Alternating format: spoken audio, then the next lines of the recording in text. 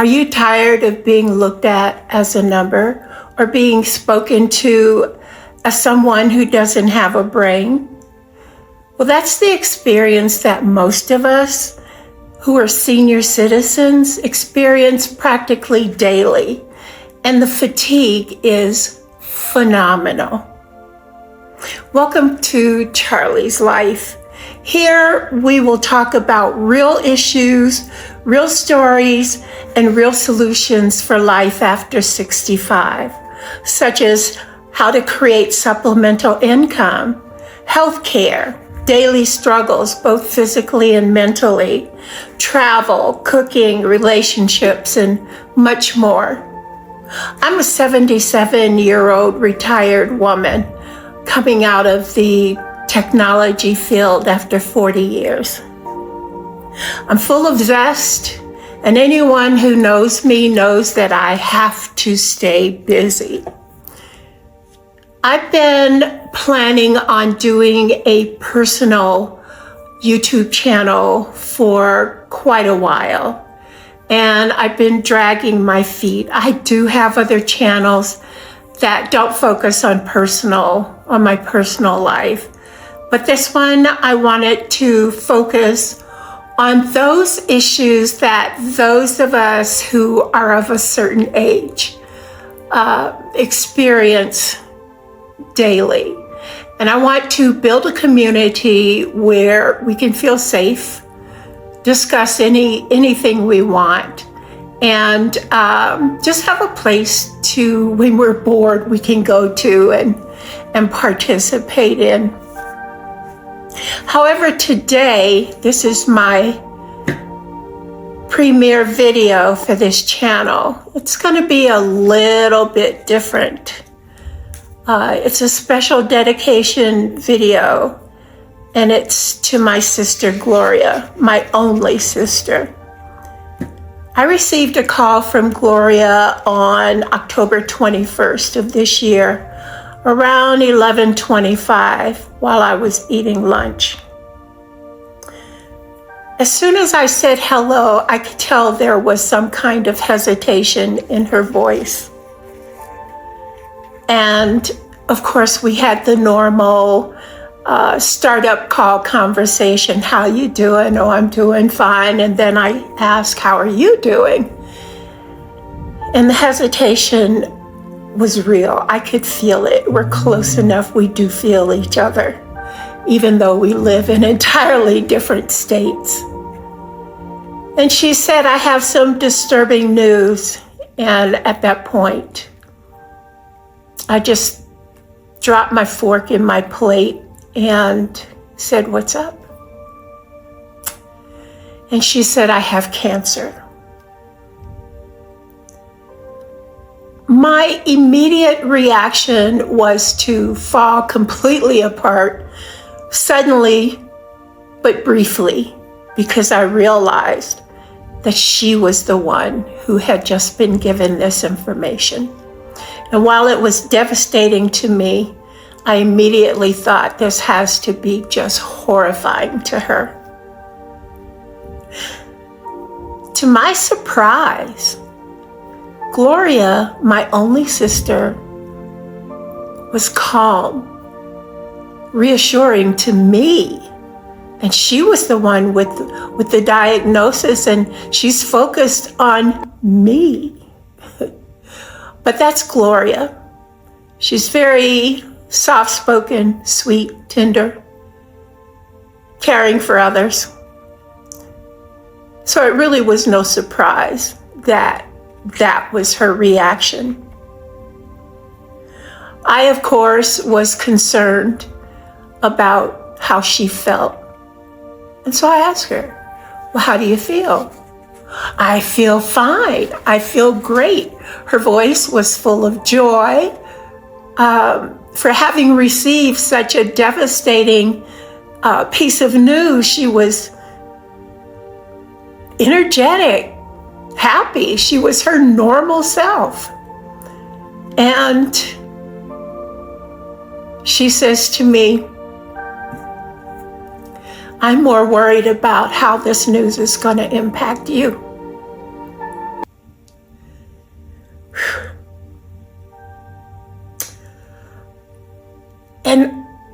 I just said to myself in my head, I may have even said it to Gloria, I can't remember. How can you think about me? There you go, thinking about everybody else. But in a way, that's kind of cool because that leaves all of us to think about her in this time of need. So I pulled myself together and we discussed what's next. And because this news was so fresh to her, her focus was to just figure out what were the next steps. She knew she had to go through chemo. They had kind of explained to her what the process would be, which changed. But at that time, I believe she was going to go through chemo and then a mastectomy and radiation, I think. But that's changed. She's had several appointments since then. This was October 21st, and today is her birthday. This is her birthday video. December 10th. So as it turns out, we initially thought, based on what she was told, that she had stage 2. And we were all of us, when I say all of us, her daughters, my daughter, our brother, we were all hopeful and praying that, stage 2 is early enough. Further down the line, however, they found out that she indeed has stage 4. And while that's not good news, what is good news is my sister is a hardcore believer. She and I both believe that as Christians, we don't die. We may die in body, but we live on spiritually. So no matter how this turns out, there's life, and there's life everlasting. Throughout all of our conversations, we have maintained a very positive energy around this, because even though you might think, oh my gosh, gloom and doom, stage 4. That's not the case with Gloria. That's not the case with me either. We've claimed victory over this thing. We believe that God has us. We believe that when we pray and we ask for Him to heal us, that He will, whether it's on this side or the other side. And we're happy about that. He gave His only child so that we could have life eternally. We truly believe that. So my sister Gloria has embraced this challenge, yet another chapter in her long history of chapters in the book of life. Life has not been kind, especially in our early life, has not been kind to her. And she has faced all of her challenges with grace and kindness. And she's not focused on herself. She's so selfless. She uses her energy to focus on her family, her 2 daughters, my nieces, and her grandchildren. And, she just has a wonderful spirit. We're not the same. Gloria is much more tolerant and kind and and accepting of so many things that I have challenges with. But the fact that she would focus on how I felt when she gave me the news instead of herself. Just totally broke me down. I was like, oh my gosh, this was a reflection of God himself, right? So since October 21st, Gloria has gone through, this week will be her 5th chemo, I believe, infusion. She's not felt any pain, and Lord knows that's what I have been praying for so diligently. Don't let her feel pain. Just don't let her start feeling pain. And she hasn't felt any pain, thank you, Jesus. And her spirit, let me tell you something.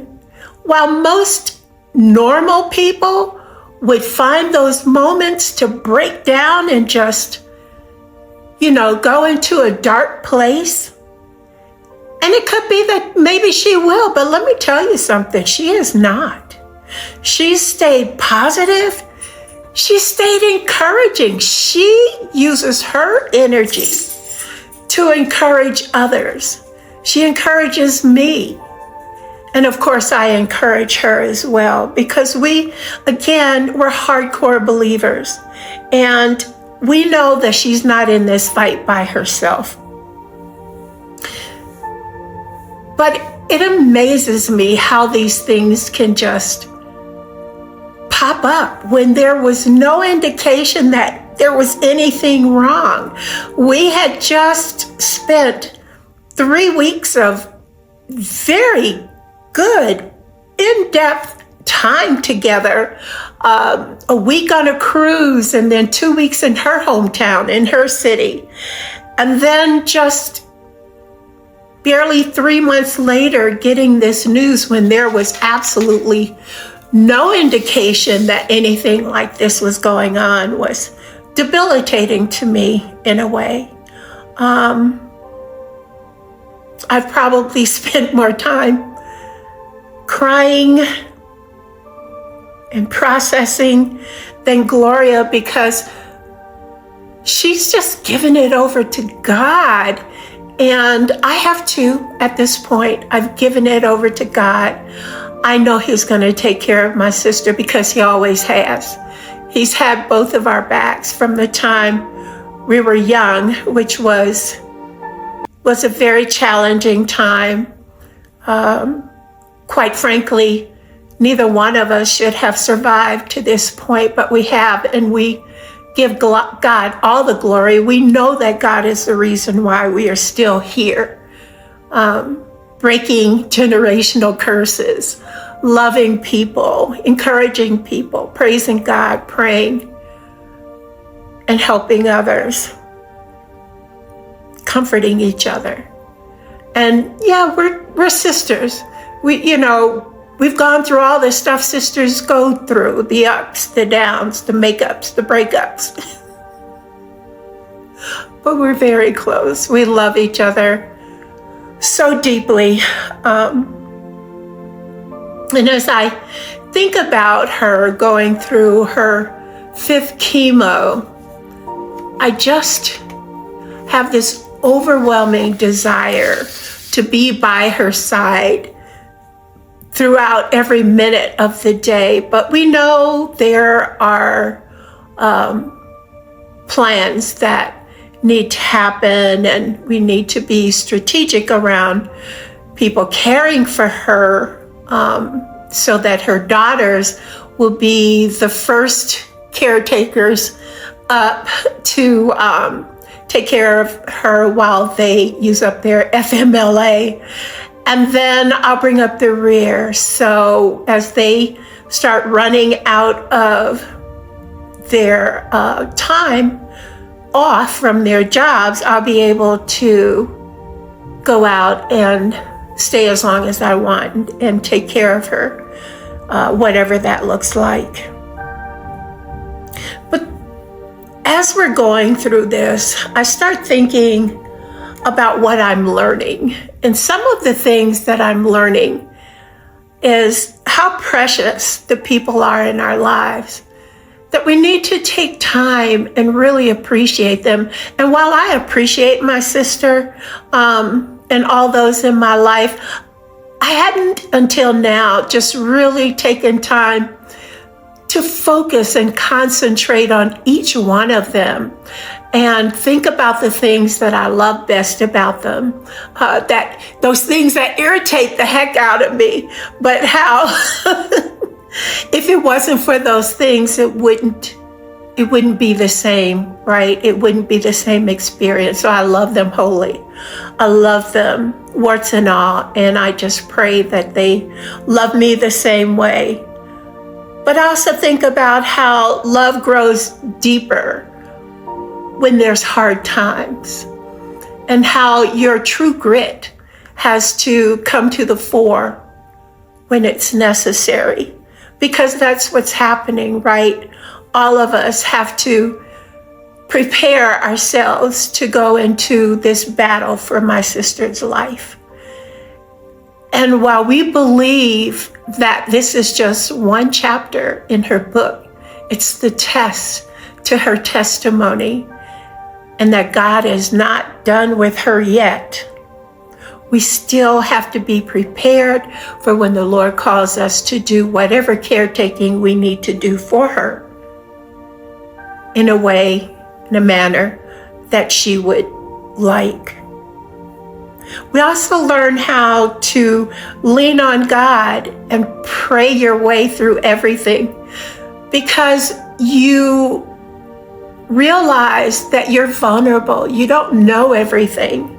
You don't know when to do things or how to do things, what to say and when to say it, how to say it. And for the most part, because we are so close as sisters, we know how each other communicate. So that's not such a big deal one way or the other. But you do become more sensitive to how you communicate things and how often you communicate them, because you want to be prepared to support your loved one. And I want to be prepared to support my sister as well as I can. But one thing I can say about her, my sister is a fighter. And like I said, neither one of us should be here today. She's gone through some serious challenges in her life as a child and growing up. We both have. But she has come through so gloriously, and she's such a beautiful woman, both physically and spiritually. And with this diagnosis, she doesn't look at it as a cancer victim. She looks at it as something she's got to go through, but she's got to go through it according to God's will and according to God's plan. So she doesn't identify with the cancer. She identifies with the process, with the journey, because she knows that God is going to instruct her all the way through it, and that He will surround her with people who love her. And things that I notice about her that I want to give her props for is that she laughs when she can. She prays when she can't. She claims victory, total victory in the name of our Jesus Christ over whatever this is that's invading her body. She worries about others before she worries about herself. She gives God the glory in all things. She comforts her daughters, me, my daughter, my brother, everybody who loves her, before she thinks about herself. That's Gloria. What an appropriate name for her, Gloria. And she always believes in tomorrow, because that's what God would have her do. And that's because God isn't done with her yet. And while he's not done with her, she's continuing to build a legacy of being a devoted daughter of Christ, a strong and faithful queen, a determined woman who's weathered all the challenges that have been thrown her way, all of life's storms, a loving and supporting mother, wife, sister, just an all-around fantastic woman, a generational curse breaker, even when she didn't realize that all those curses, and there were a lot that existed from generation to generation,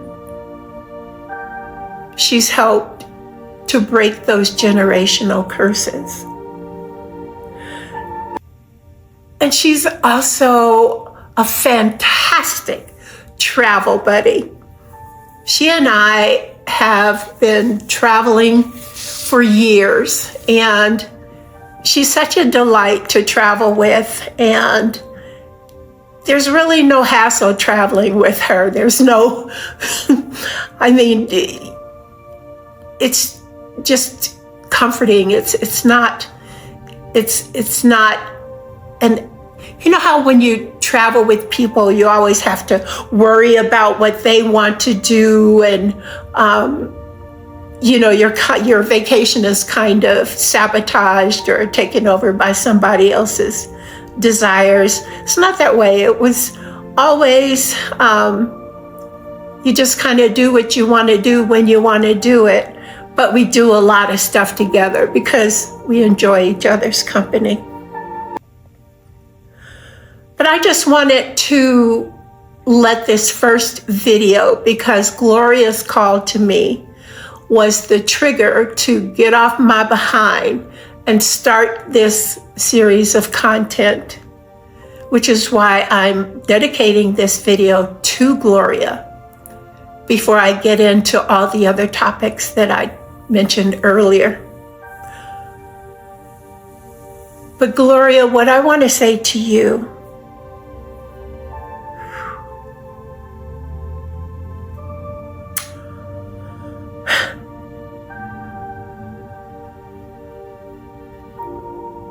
you're not fighting this battle alone. I know you know that. I know you know that God is here with you. Your family is with you. You're surrounded by love. And I want you to stay encouraged. Because again, this is simply a test to your testimony. He's not done with you yet. You've got so much in you yet to give. And I love you with all of my heart and my soul. And I dedicate this video, the first in my series of videos, to you. And to my viewing audience, I look forward to future videos so that we can share and discuss those issues that we confront as senior citizens and the othered people in society. And on your way out, if you don't mind, take a minute to comment where you're looking from and any comments you may have.